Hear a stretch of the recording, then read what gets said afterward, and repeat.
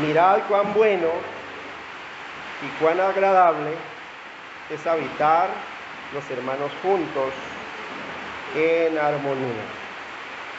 Bien, hoy vamos a estudiar la última parte del Salmo que estamos estudiando. ¿Cuál es el Salmo que estamos estudiando? El Salmo 30, muy bien. El Salmo 30. Y hasta hoy hemos estudiado dos partes del Salmo, que lo hemos dividido en tres partes de 4 versículos cada uno. Y la primera parte la titulamos, ¿cómo fue que la titulamos?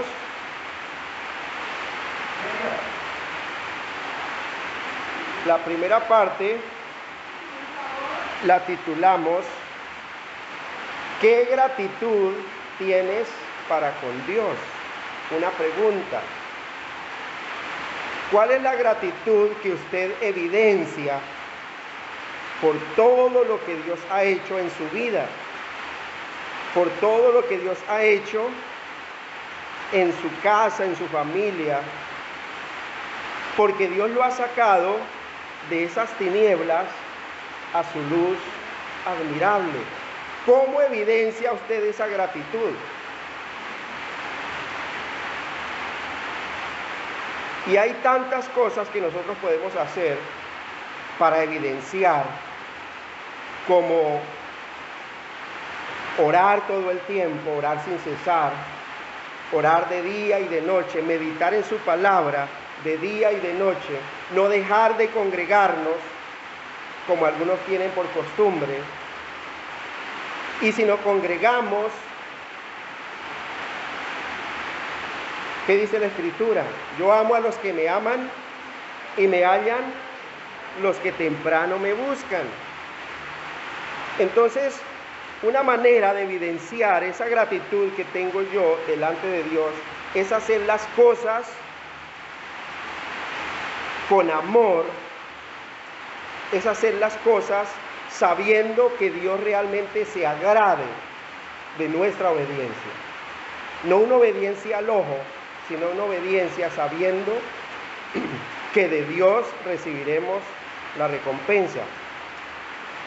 Esa primera parte la encontramos nosotros en los primeros 4 versículos. La segunda parte del Salmo, que predicamos hace 8 días, la titulé El favor de Dios dura toda la vida. Es cierto que en nuestra vida cristiana tenemos altibajos. Hay épocas de desierto en nuestra vida, hay épocas de angustia, de sufrimiento, de dolor, de decepciones. Pero el favor de Dios dura toda la vida. Y esa tragedia o esa dificultad que atravesamos dura hasta que nosotros doblamos nuestra rodilla y reconocemos que el único que puede sacarnos de esa situación es Dios. Porque entonces empieza a brillar en nosotros ese sol del mediodía, ese sol de la mañana que es Cristo, y empieza a obrar. Recuerden que Dios nunca nos deja sin respuesta. Dios nunca dice no a una oración. Porque cuando doblamos nuestra rodilla delante de Dios, suceden dos cosas. O nos soluciona el problema, como solo Él lo puede hacer, o nos levanta con nuevas fuerzas para enfrentar ese problema en su nombre y salir victoriosos en el nombre de nuestro Señor Jesucristo. Hoy vamos a terminar con los versículos del 9 al 12. Y dice así la bendita palabra de Dios. ¿Qué provecho hay en mi muerte cuando descienda a la sepultura? Te alabará el polvo, anunciará tu verdad. Oye, oh Jehová, ten misericordia de mí. Jehová, sé tú mi ayudador. Has cambiado mi lamento en baile, desechaste mi cilicio y me ceñiste de alegría. Por tanto, a ti clamaré, gloria mía, y no estaré callado. Jehová Dios mío, te alabaré para siempre. Y he titulado esta última parte del Salmo, Jehová Dios mío, te alabaré para siempre. Mira lo interesante. En primer lugar, el salmista nos pregunta cómo evidenciamos el agradecimiento a Dios. En segundo lugar, ese agradecimiento tiene una base principal, que es que ese favor de Dios es eterno, dura toda la vida. Y aunque tengamos altibajos en nuestra vida, siempre saldremos victoriosos en su nombre. Y en respuesta a esas maravillas de Dios, ¿qué debemos hacer nosotros como sus hijos? Decirle: Jehová Dios mío, te alabaré para siempre. Todo el tiempo te alabaré. Que mi vida sea una continua alabanza delante de Dios. Y vemos nosotros que después del rey David haber tenido todos esos altibajos y haber visto la ira de Dios sobre él, su ira sobre él recurre y razona con Dios. Él le dice: bueno, Señor, pero si tú me destruyes, si tú me matas en este momento, ¿acaso yo después de muerto puedo seguir alabándote? ¿Acaso cuando esté en el polvo ya te alabará el polvo? Es lo que dice en el versículo 9. Dice: ¿qué provecho hay en mi muerte cuando descienda a la sepultura? Te alabará el polvo, anunciará tu verdad. Mire lo interesante de este razonamiento. Cuando el pobre, sediento de Dios, acude a Él, cuando nosotros acudimos a Dios y le decimos en nuestras oraciones que Él tiene el control absoluto de todas las cosas, que Él tiene el poder de condenarnos también, que Él tiene el poder de librarnos, de echarnos a la sepultura, que tiene el poder y la soberanía de fruncir su ceño con nosotros, de airarse con nosotros, que puede negarnos estas u otras peticiones, que puede darnos lo mejor para nosotros, aunque nosotros no veamos que sea lo mejor. La pregunta es: ¿qué ventaja le reportará eso a Dios si nos destruye con su ira? Eso era lo que le estaba diciendo David, porque es que Dios no se va a sentir porque uno de sus hijos se muera. O sea, no se va a ver afectado en su gloria por esa razón, porque Dios puede conseguir mucha alabanza de sus escogidos a nivel de todo el mundo. Viene a mi mente cuando el profeta Elías estaba escondido en la cueva y le reclama a Dios que Él es el único que queda y que lo tiene por allá abandonado y escondido. ¿Y cuál fue la respuesta de Dios? No, Señor, me he reservado más de 7,000 santos que no han doblado sus rodillas delante de Baal y que continúan siendo fieles delante de mí. Aunque Dios puede conseguir mucha alabanza,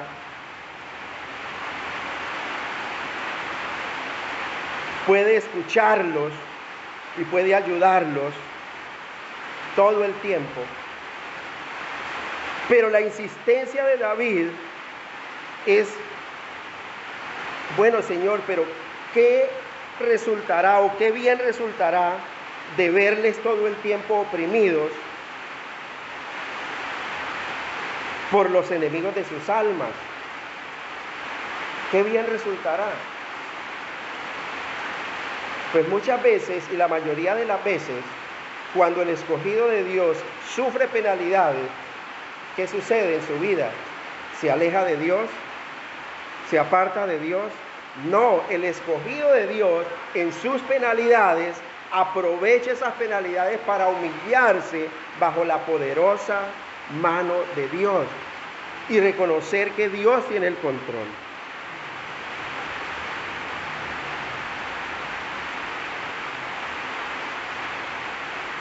Y la pregunta de David es, bueno, ¿qué deleite habrá en Dios en ver a su pueblo hundiéndose y desmayando bajo una terrible presión de una sociedad aborrecedora de Dios?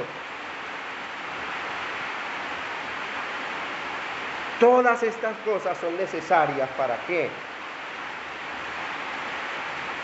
Para la santidad de su pueblo. ¿Cómo se purifica el oro?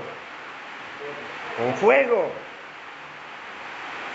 Y necesitamos muchas veces nosotros el fuego de la prueba para purificarnos delante de Dios, doblando nuestras rodillas, reconociendo el poderío de Dios, reconociendo la soberanía de Dios sobre nuestras vidas.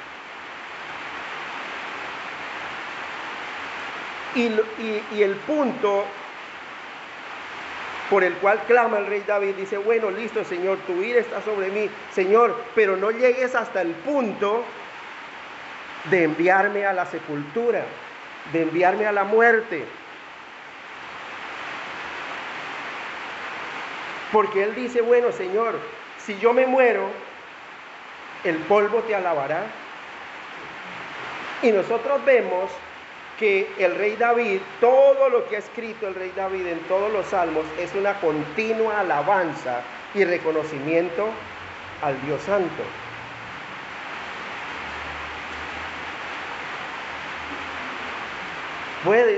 Siempre es un reconocimiento y una continua alabanza. Y Dios le atribuye todas sus victorias, ¿a quién? A Dios. A David reconoce todas sus victorias a Dios. Porque es que no es suficiente con que muchos digan, no, es que en muchas partes del mundo hay gente alabando a Dios. El deber de nosotros como hijos de Dios es también ser un adorador. Formar parte de esos escuadrones del Dios viviente que alaban su nombre.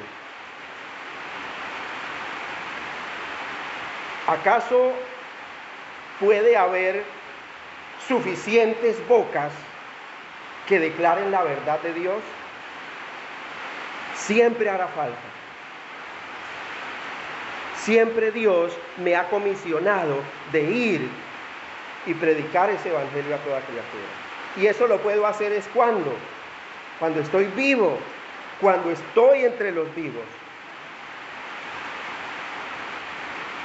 Hay una escritura por allá en Eclesiastés que dice que mejor es perro vivo que león muerto.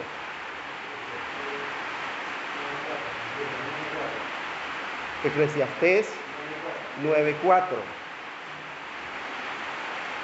Que mientras estemos entre los vivos, aún hay esperanza. Porque mejor es perro vivo que león muerto.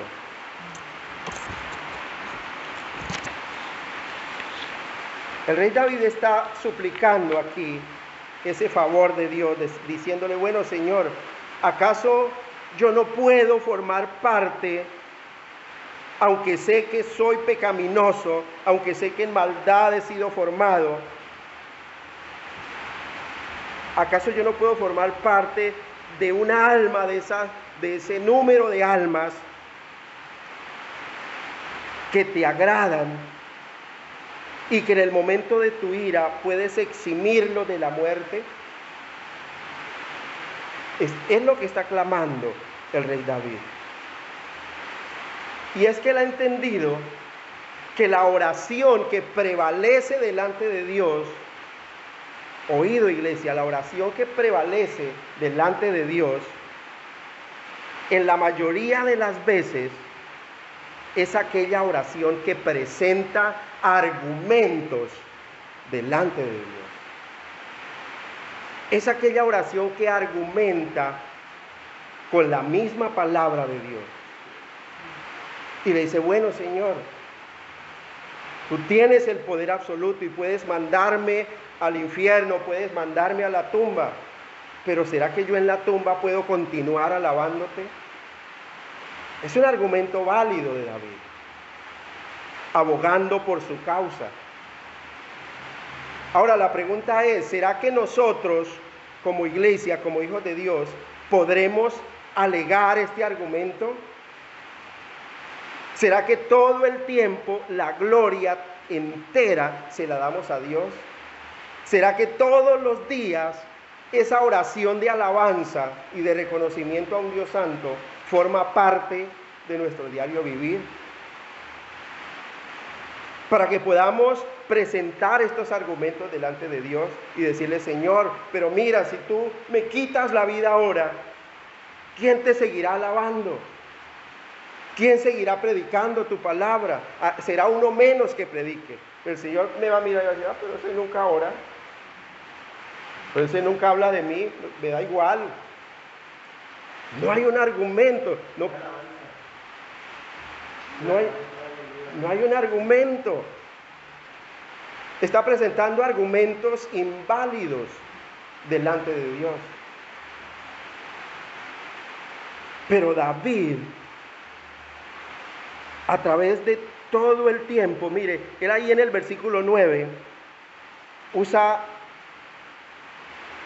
un lenguaje y utiliza un lenguaje bíblico para razonar con Dios.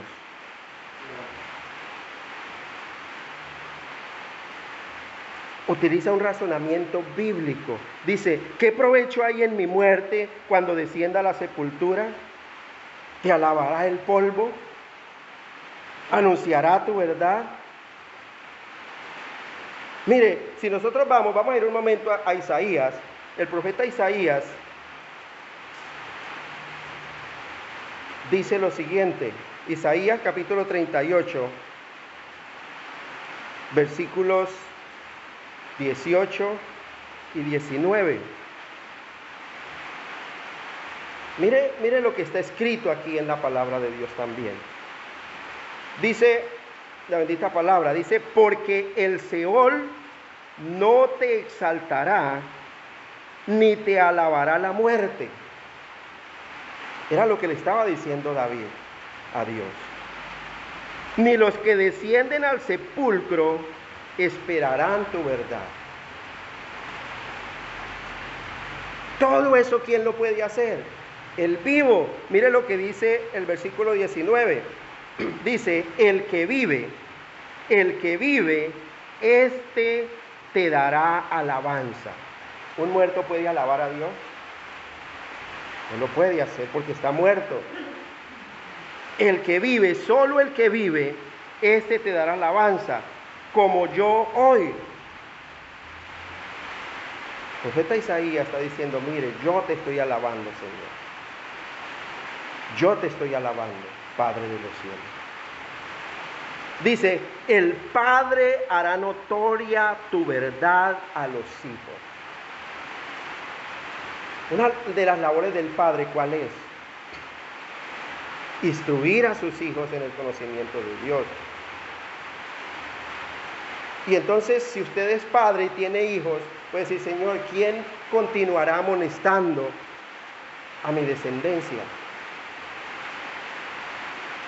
Pero si somos de aquellos padres que nos preocupa más el bienestar o levantar hijos para el César,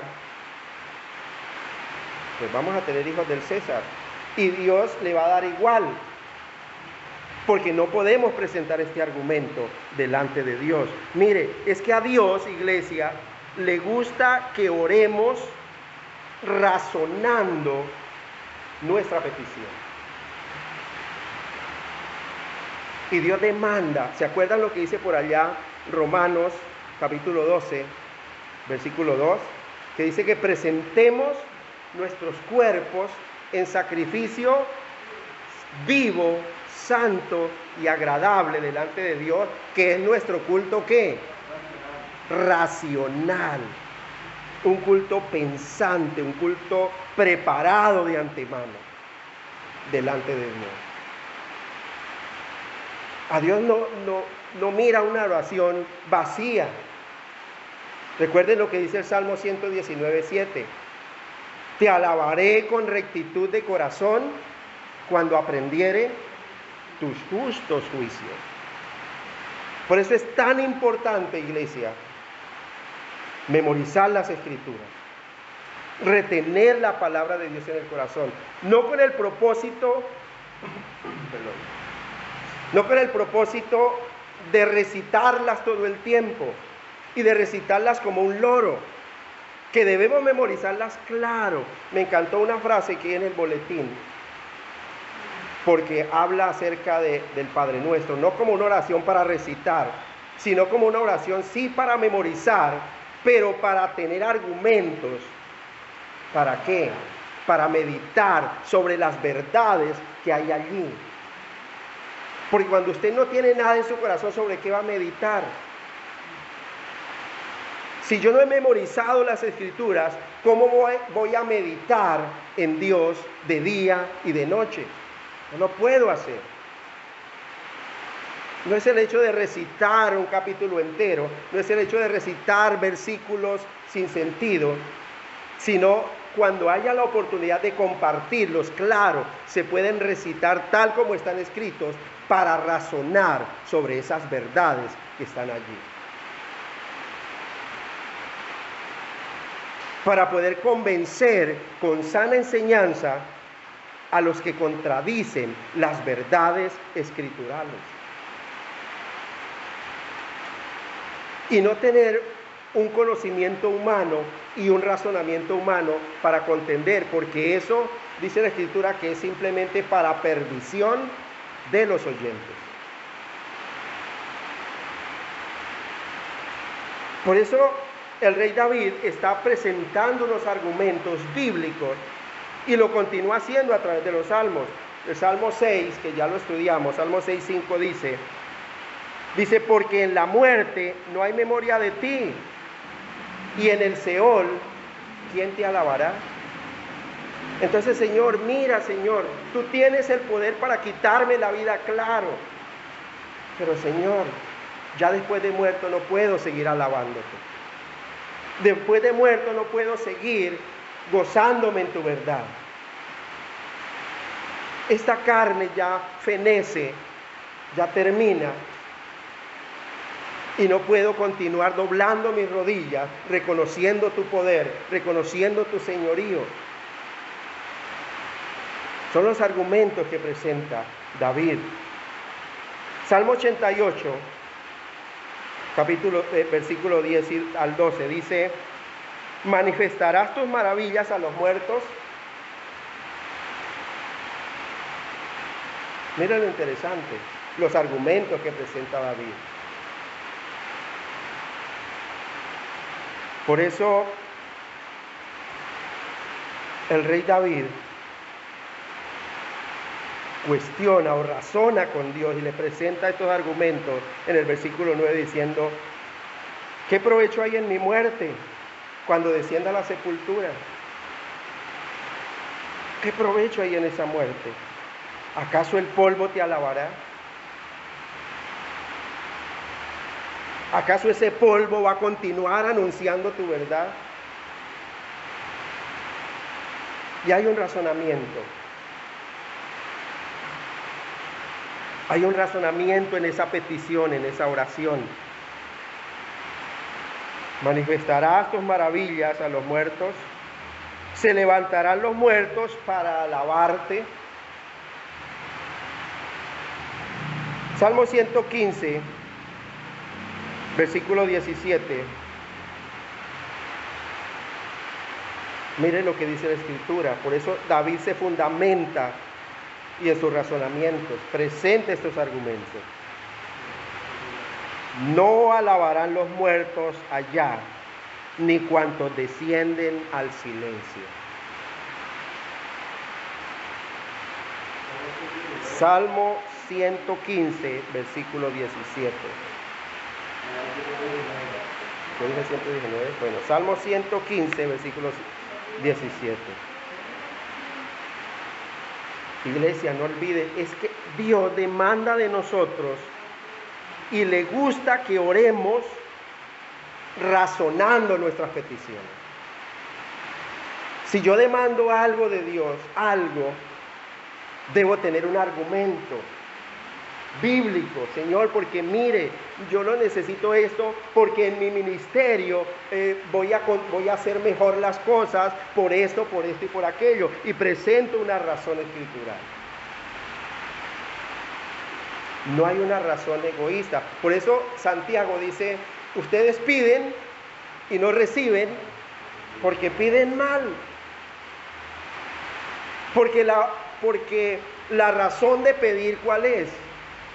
Satisfacer sus propios deleites. Esa es la razón. No hay un argumento, no hay un razonamiento escritural para justificar mi petición. Y Dios demanda de nosotros. Y Dios puede mirar esa oración y puede considerar aceptables o desechar los argumentos que presentamos. Pero hay un argumento y debe haber un argumento escritural. Señor, bendice este pueblo tuyo, Señor. Este pueblo que ha creído en ti, Señor. Este pueblo que se deleita en tu palabra. Pero yo no puedo orar por un pueblo aborrecedor de Dios. Si yo oro por un pueblo aborrecedor de Dios, Señor, quebrántales, transfórmales, moldéales. Ese quebrantamiento tiene que ver con ¿qué? Con dolor, con sufrimiento, con corrección, con disciplina. Es la manera de orar por las personas, por el pueblo de Dios, para que sea bendito entre las naciones, para que continúe anunciando su verdad. Pero si es un pueblo rebelde, es para que el Señor lo quebrante, lo transforme, lo lleve al arrepentimiento, para que continúe disfrutando de ese favor de Dios que dura toda la vida.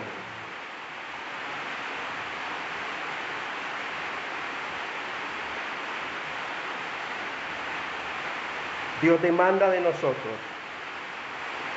que presentemos argumentos en nuestra oración. Que dejemos de orar y no recibir, porque estamos pidiendo mal, porque oramos mal. De ahí la importancia, iglesia, de siempre insistir en esta congregación de la importancia de retener la palabra en nuestro corazón, de memorizar las escrituras. Porque uno de los cuestionamientos que Dios le hacía a los sacerdotes fariseos era que les decía, mire, ustedes yerran todo el tiempo, se equivocan todo el tiempo porque desconocen e ignoran las escrituras y el poder de Dios. Esa era la razón que Dios les decía. Si el pueblo de Dios ignora las escrituras, pues es un pueblo que perece, un pueblo que se pierde, porque el pueblo se pierde es por falta de conocimiento, porque desecharon el conocimiento de Dios, porque aborrecieron el querer memorizar las escrituras, porque aborrecieron el querer escudriñar las escrituras, porque aborrecieron el querer preparar su corazón para inquirir la ley de Dios y para cumplirla y para enseñarla a un pueblo sediento de su palabra. ¿Qué provecho hay en mi muerte cuando descienda a la sepultura. Te alabará el polvo, anunciará tu verdad. Versículo 10 del Salmo 30. Oye, oh Jehová, y ten misericordia de mí. Jehová, sé tú mi ayudador. Mire, aquí en el versículo 10, el salmista está acudiendo y está pidiendo la misericordia y la ayuda de Dios. Señor, no me dejes hundir en mi muerte. Ten misericordia de mí. Apela a su misericordia. Ten misericordia de mí y sé tú mi ayudador. Y sé tú mi ayudador. Mire, es una forma tan precisa, tan certera y apropiada de orar. Porque estamos apelando a uno de los más grandes atributos de Dios, que es su misericordia. Acuérdense que hay un salmo que se dedica solo a la misericordia de Dios y exalta esa misericordia de Dios. Y todo el tiempo está diciendo, porque para siempre es su misericordia. Y si no fuera por la misericordia de Dios, que son nuevas cada mañana, tiempo ha que hubiéramos sido consumidos en el infierno. Por eso es una forma tan precisa y tan apropiada para orar. Y es tan útil en centenares de casos para nosotros los hijos de Dios. Apelar a su misericordia. Apelar a su ayuda. Oye, oh Jehová, y ten misericordia de mí. Jehová, sé tú mi ayudador. Mire, es tan apropiada para un hijo de Dios, para un ministro, cuando ha de ir a predicar. Cuando usted sale a compartir, Señor, ten misericordia de mí, Señor. Que haya yo gracia delante de ti y delante de los hombres, y sé tú mi ayudador. Que Él esté a mi lado siempre como un poderoso gigante, respaldándome. Qué mejor oración cuando usted está sumido en su cama de dolor, en su lecho de enfermedad. Suplicar la misericordia de Dios. Señor, ten misericordia de mí. Ten misericordia de mí. Y Jehová, sé tú mi ayudador. Ayúdame en esta enfermedad que me está secando los huesos. Era lo que hacía el rey David cuando decía que ya sus huesos, su cuero se pegaba a sus huesos. Ten misericordia, apelar a su misericordia. Es tan apropiada para tantos casos en los que cae y en los que vive diariamente el creyente, el Hijo de Dios. Para el que trabaja en la congregación, en el campo del servicio, cuando ve que su trabajo no es reconocido por el hombre, cuando ve que como que sirve pero nadie lo reconoce, dice, Señor, ten misericordia de mí y sé tú mi apoyo, sé tú mi ayudador, porque mi obra la estoy haciendo para ti y no para los hombres.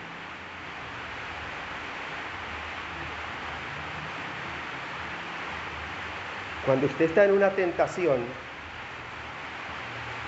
cuando usted está hundido en sus vanos razonamientos,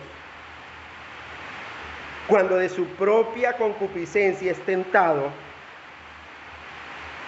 qué bueno que usted pueda apelar a esa misericordia y decirle, oye, oh Jehová, ten misericordia de mí, porque mi carne es débil.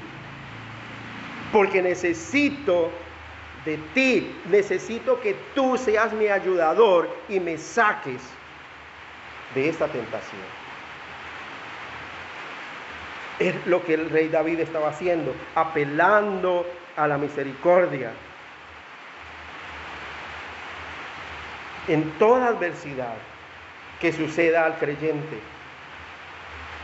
Es una oración tan preciosa, es una joya tan preciosa en las Escrituras. Apelar a su misericordia. Nunca apeles a su justicia, porque por su justicia, ¿qué es lo que merecemos? El infierno, el juicio eterno.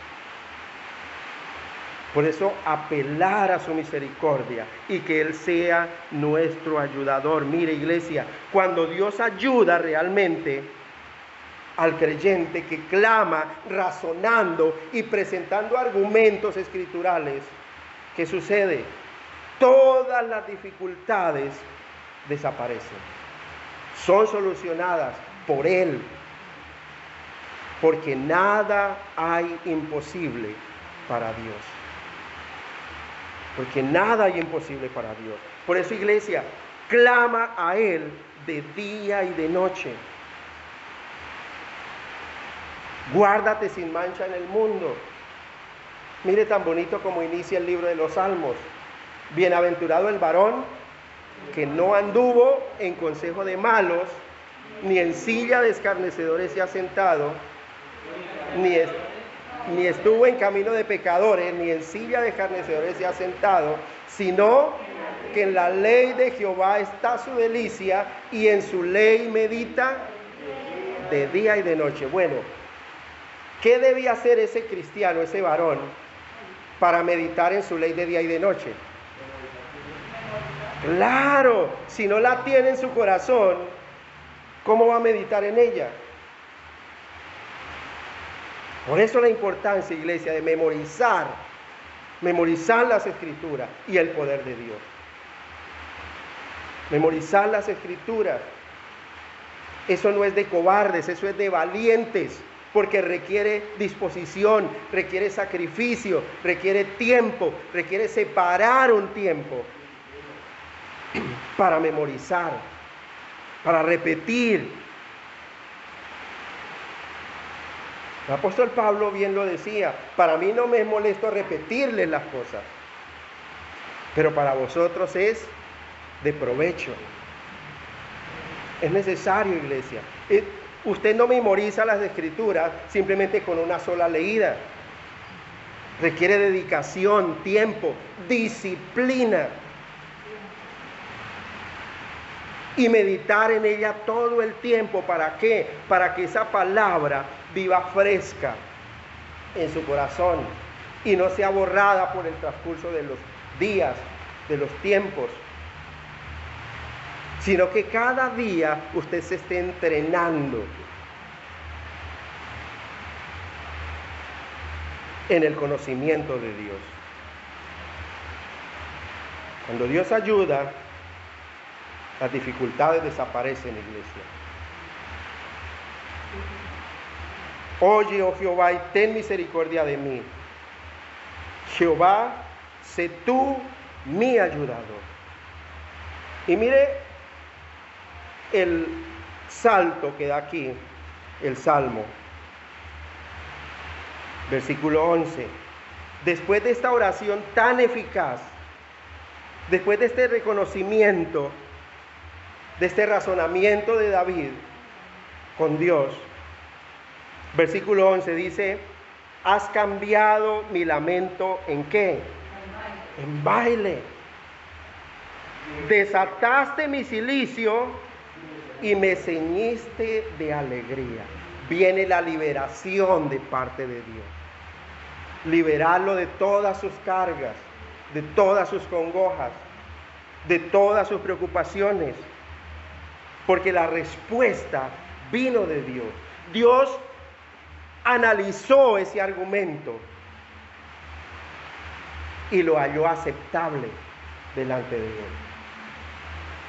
Porque no estaba pidiendo algo, como dice Santiago, para sus deleites, sino con un razonamiento que busca solo la gloria de un Dios santo, santo, santo.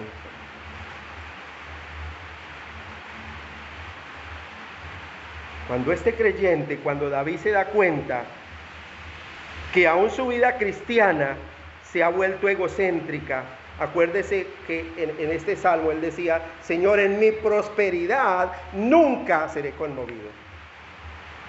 Estaba poniendo su esperanza en él mismo. Él se había vuelto tan egocéntrico que su propia piedad estaba tomando el lugar de Dios. Y es algo que nos pasa a nosotros mismos. Señor, es que mire, y presentamos argumentos humanos diciendo: pero Señor, mire, tú sabes, Señor, que yo te amo, pero ¿dónde está la evidencia? Es que nadie sabe mis problemas, es que nadie sabe mis ocupaciones, pero Señor, tú sabes. Pero ¿dónde está el argumento que realmente demuestre que hay un deleite en Dios? Como dice el salmista: deleítate a sí mismo en Jehová, y Él te concederá las peticiones de tu corazón. Y muchas veces nuestra propia piedad, nuestra propia sabiduría está tomando el lugar de Dios. La Biblia dice: ore sin cesar. No, pero no es necesario orar. Señor, yo me levanto y ya te doy gracias un segundo y ya es suficiente. Su propia sabiduría está tomando el lugar de Dios.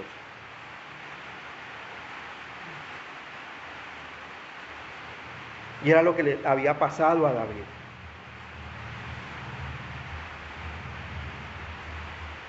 Su propio razonamiento puede llegar a ocupar el lugar del consejo de Dios para tomar su propio consejo. Señor, yo sé que la palabra me muestra y me enseña que debo ser un retenedor fiel de la palabra tal como está escrita. Señor, pero no es necesario eso que lo hagan allá los que predican, eso que lo hagan allá los que se lo pasan de pronto compartiendo el evangelio. Pero yo no, Señor, yo con nomás ir a la iglesia de vez en cuando es suficiente, Señor. Pero tú sabes que yo te amo, Señor. Su propio razonamiento está tomando el lugar de Dios. Está tomando el lugar de Dios.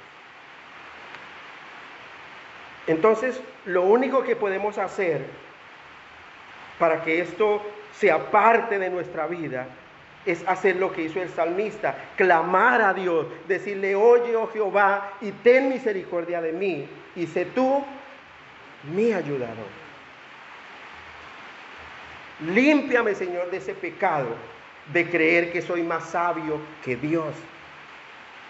Y todo el tiempo, la Biblia por allá en Proverbios 3, 7 y 8 dice: no seas sabio en tu propia opinión, sino teme a Jehová, teme a lo que Dios dice, a lo que Dios ha escrito en su palabra, porque eso será medicina para tu cuerpo y refrigerio para tus huesos. Es necesario hacer y examinarnos a la luz de las Escrituras. Que las Escrituras hablan: no deje de congregarse, Señor, pero no es tan necesario. Que las Escrituras dicen: yo amo a los que me aman y me hallan los que temprano me buscan, pero no es necesario. El todo es llegar, Señor. Y siempre tengo una excusa para ti, Señor. Delante de mis ojos válida, pero ¿es válida delante de Dios? Es la pregunta. Porque estamos haciendo que nuestra propia sabiduría esté tomando el lugar del consejo de Dios. Está tomando el lugar del consejo de Dios. Entonces clame a Dios y dile: Señor, oh Jehová, ten misericordia de mí. Y Jehová, sé tú mi ayudador. Y Dios responde con una respuesta grande y maravillosa, cuando hay un reconocimiento de mi pecado. Y el salmista aquí en este momento, en el versículo 11, está rebosando de alegría, y entonces la expresa con sus emociones y danza de gozo delante de Dios. Y danza en agradecimiento. Porque dice, has cambiado mi lamento en baile. Desataste mi cilicio y me ceñiste de alegría. Hay un danzar de gozo. Hay un danzar de reconocimiento de que Dios, quien ha solucionado su problema, quien ha solucionado su aflicción, es digno de toda alabanza, de toda adoración. Y esa es la verdad que expresa David cuando ha sido liberado de su calamidad. Lo expresa con sus emociones, lo expresa con todos sus sentidos. Por eso a nosotros Dios nos ha dado unas emociones para utilizarlas para su alabanza.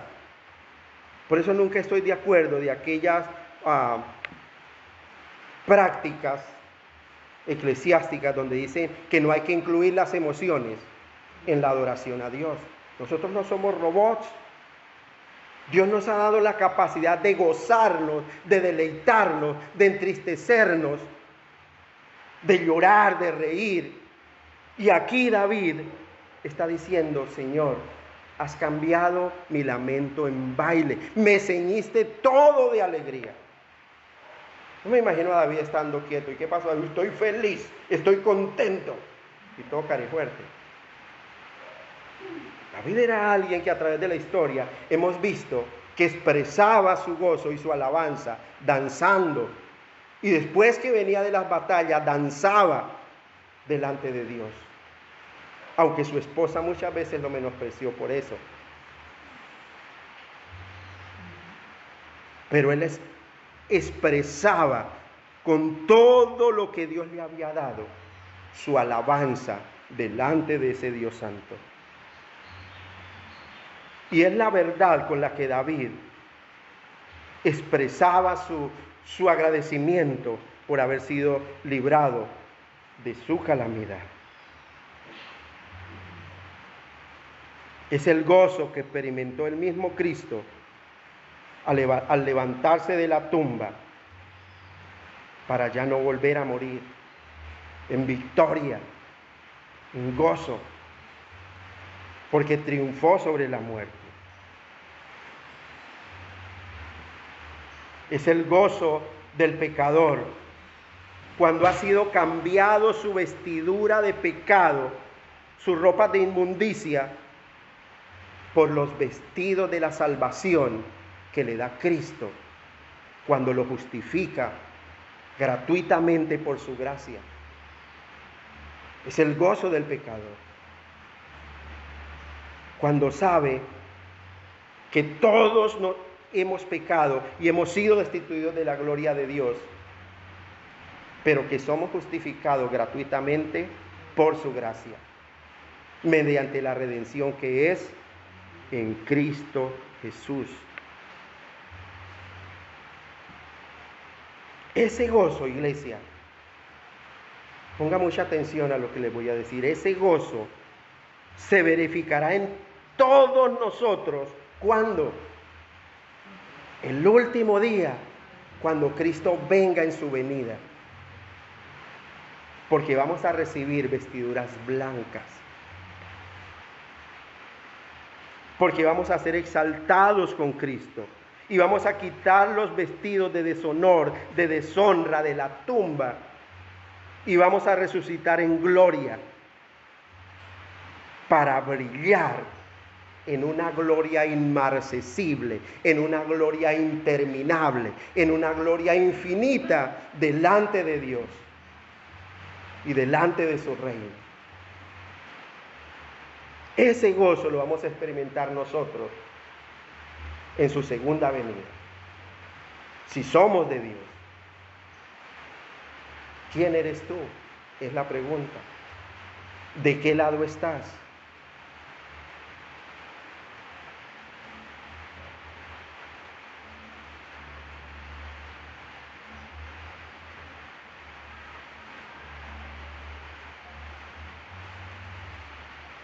Has cambiado mi lamento en baile. Desataste mi cilicio y me ceñiste de alegría. Es la respuesta de Dios que le da a David, su siervo.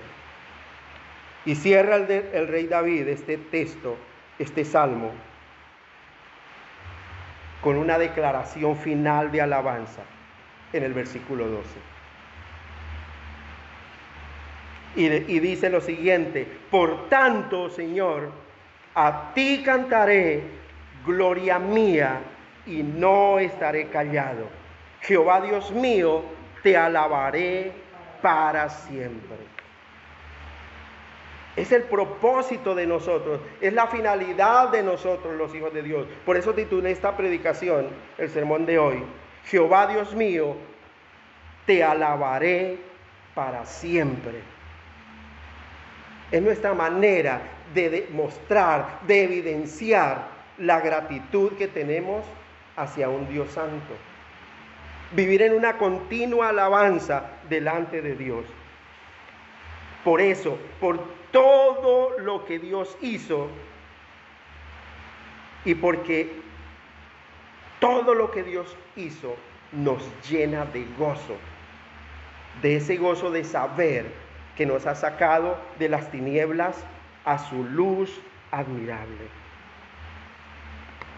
Por eso el salmista hace esta declaración final de alabanza, diciendo que nunca más cesará de cantar y de alabar a ese Dios santo. Que todo el tiempo va a estar dispuesto a entonar cánticos de adoración, a deleitarse en la presencia de ese Dios santo, santo, santo. Y lo hace con todo su corazón, desde lo más profundo de su ser, porque es una declaración que sale de su alma, de su corazón, de sus entrañas. Una declaración que nace del tesoro que hay en su corazón. Recuerde lo que dice la Escritura: el hombre bueno, del buen tesoro de su corazón saca cosas buenas. Pero el hombre malo, ¿será que un hombre malo, un hombre no temeroso de Dios, aún asista a la iglesia, puede hacer una declaración de alabanza como esta? Eso no es lo que hay en su corazón.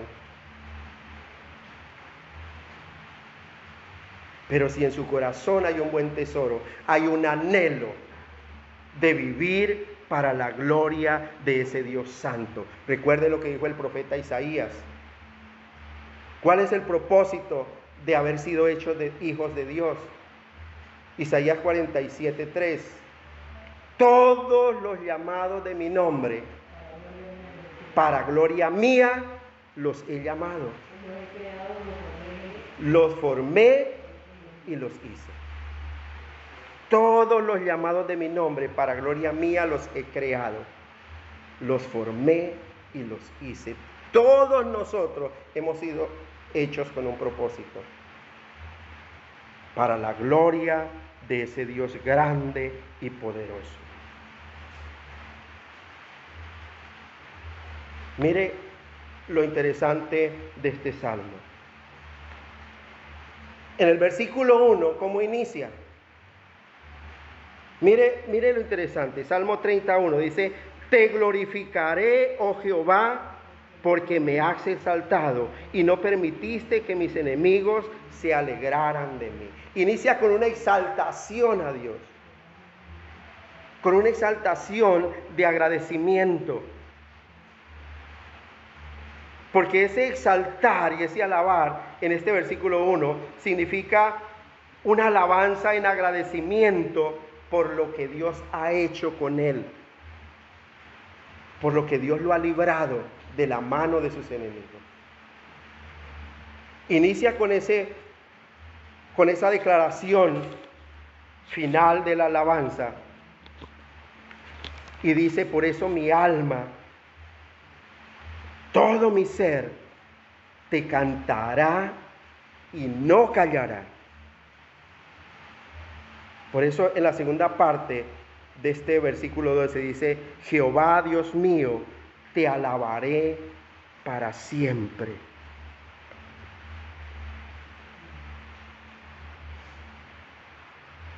Y con este fin es el intento, con este fin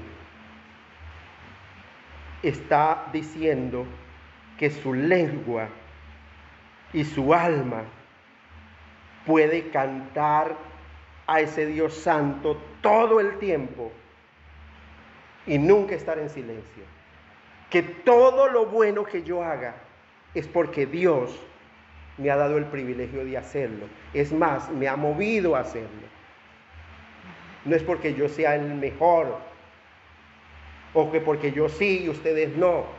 Es porque Dios en su misericordia me ha movido a hacer su voluntad.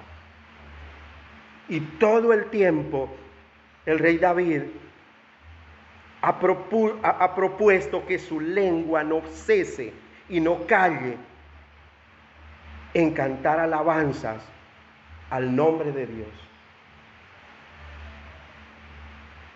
Porque con todo lo que Dios hace por cada uno de nosotros a lo largo de nuestra vida, por toda esa obra que Dios continúa perfeccionando desde el momento en que hemos creído, sería un crimen vergonzoso si después de recibir esas misericordias de Dios nos olvidáramos de alabar su nombre.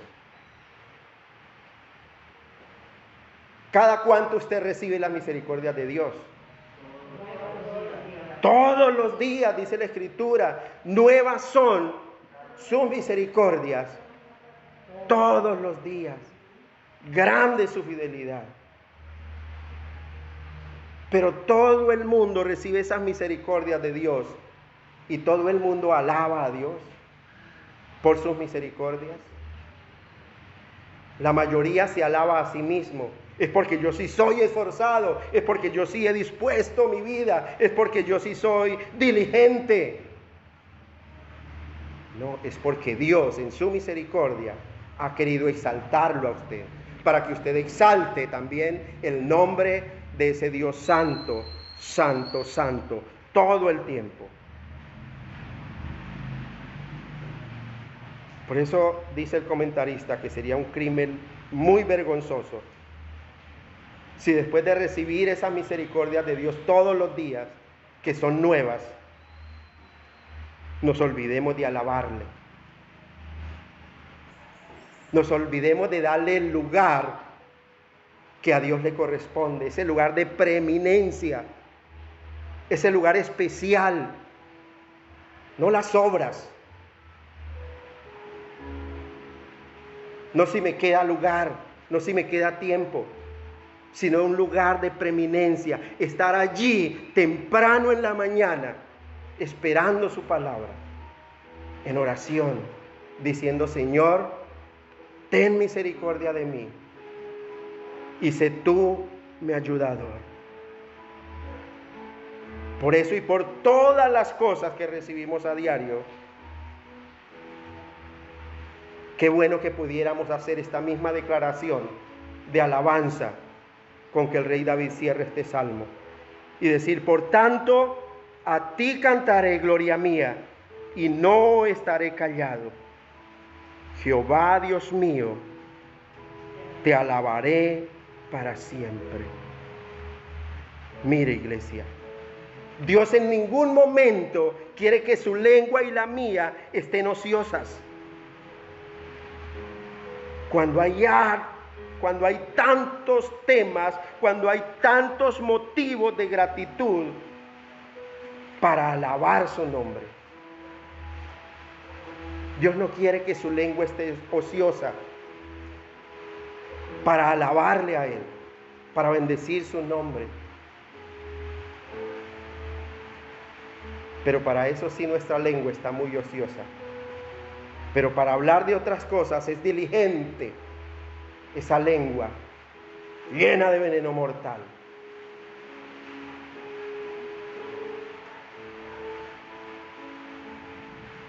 Dios no quiere que sus hijos estén mudos en su casa. sino que abran sus labios y al menos le digan gracias, Señor, por este nuevo día. Y le digan gracias, Señor, y abra sus labios y le diga, Señor, necesito de ti todo el tiempo. Hemos de cantar en el cielo cuando estemos allá. ¿Por qué no hacerlo desde acá de la tierra? Cantemos alabanzas en su nombre, en compañía del rey David. Que podamos hacer esa disposición en nuestro corazón y decir, Señor, yo quiero empezar a alabarte para que mi alma se eleve en adoración.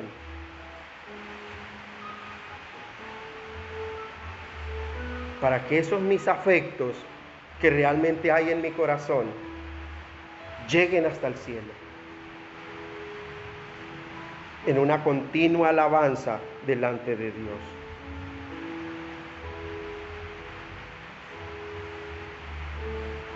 Vemos que el autor de este salmo empieza con la ira de Dios, pero termina con su favor, exaltando su favor.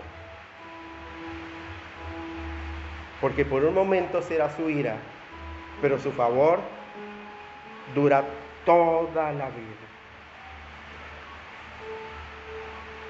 Porque es necesario que en nuestra vida hayan ese tipo de aflicciones para poder apreciar las maravillas de ese Dios Santo. Vemos reflejado eso en la Escritura. Vemos reflejado eso aún en el diseño del templo. Porque cuando primero entramos en ese templo, mandado a construir por Dios, ese tabernáculo, lo primero que hallamos son los cuchillos, la mesa del sacrificio, la sangre de los sacrificios.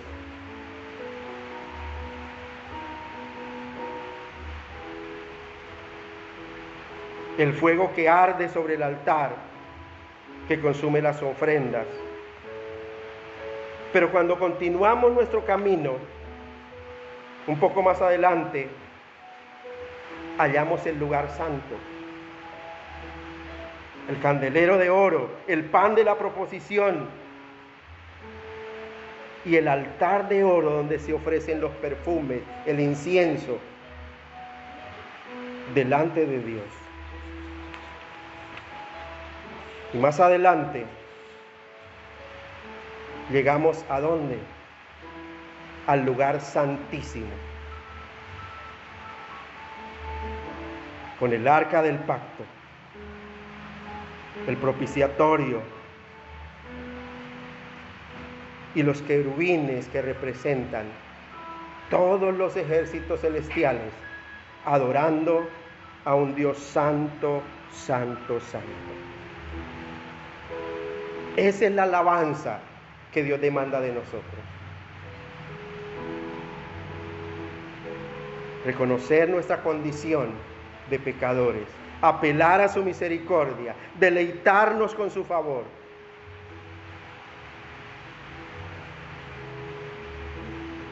Un teólogo de la antigüedad describe la alabanza como el arriendo que nosotros pagamos, que pagamos a Dios por los bienes y servicios que nos da a través de nuestra vida. Entonces, entre mayor es la finca, la hacienda que nos da, mayor debe ser la cuantía de ese arriendo. Mayor debe ser la alabanza. Recuerden que la Escritura dice, al que mucho se le perdona, mucho agradece. Pero al que poco se le perdona, poco agradece. ¿Qué tanto te ha perdonado Dios? ¿Tienes motivos suficientes para alabarle, para vivir en una continua alabanza delante de Dios? Yo los tengo. Y qué bueno es que Dios me mueva todos los días, de día y de noche, a levantarme, peleando con mi carne, peleando con mi sueño, para estar de pie en una continua oración, en agradecimiento delante de ese Dios santo, santo, santo. Qué bueno que usted y yo podamos tener y tomar esa determinación por la gracia de Dios. Orar en todo tiempo, con toda oración y súplica en el Espíritu, con acción de gracias. Orando por todos los santos. Y que oren por mí, con el fin de que al abrir mi boca pueda dar a conocer con denuedo este misterio del Evangelio, y que el nombre de Dios sea exaltado, y que el nombre de Dios sea engrandecido en todas las naciones. Gracias, bendito Dios, por este tiempo que nos regalas cada primer día de la semana, para venir, Señor, a exponer tu palabra, para venir, Señor, a reconocer, Señor, que tú tienes el control, el dominio, el gobierno absoluto de toda su creación. Y que nosotros necesitamos de ti, que dependemos de ti todo el tiempo. Ayúdanos, buen Señor, a vivir en una completa alabanza delante de ti, reconociendo tu poder, dándote, Señor, el lugar de preeminencia que a ti te corresponde, poderoso de Israel. Bendice a tu pueblo, Señor. Bendice tu pueblo, Señor, que confía en ti. Y sé tu, Señor, quebrantando aquellos corazones duros,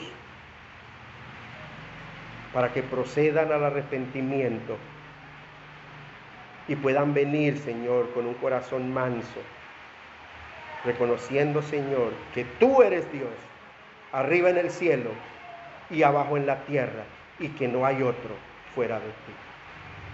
Que no son mis argumentos, Señor, que no es mi sabiduría, que es tu palabra, Señor, la que santifica, la que convence, la que transforma, poderoso de Israel. En Cristo Jesús. Amén.